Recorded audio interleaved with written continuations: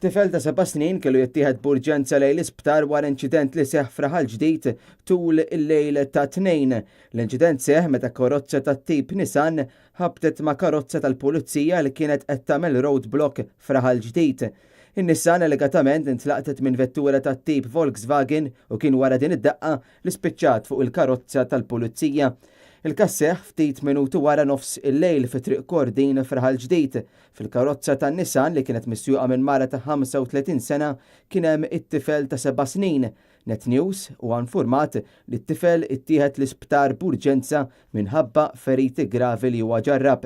Il-mara soffriet ġrieħi ħfief fil-waqt li s-sewwieq tal-Volkswagen ma sofra l-ebda ġrieħi.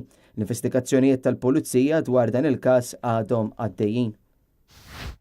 Żagħżugħ ta' 22 sena weġġa' gravi wara li kmieni tnejn filgħodu waqa' madwar sular minn triq Dejonaro fit-triq Michel Anton Vassalli.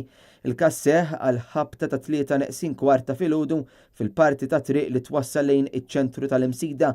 Stqarrija tal-pulizija qalet li qabel waqa' iż-żagħżugħ li huwa mir-Repubblika Ċeka kien fuq ċint. Fil-post waslu pulizija, membri tal-Protezzjoni Ċivili kif ukoll ambulanzi bil-paramediċi li taw l-ewwel għajnuna u għattieħed l-isptar Mater Dei fejn hemmhekk ġie ċertifikat li qed isofri minn ġrieħi serji. L-investigazzjonijiet dwar dan il-każ għadhom għaddejjin. Għal-ħabta tal-4:30 ta' filgħodu żagħżugħ ta' 25 sena sofra ġrieħi gravi wara inċident fi triq Aldomoro fil-Marsa. Permezz ta' stqarrija l-pulizija qalu li żagħżugħ telef il-kontroll tal-vettura tiegħu Toyota Vitz u baħ dieħel fil-barrikati tal-ġebel li jinsabu tul din it-triq fid-direzzjoni lejn il-Belt Valletta.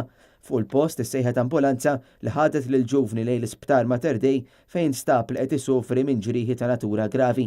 L-investigazzjonijiet dwar dan l-inċident għadhom għaddejjin.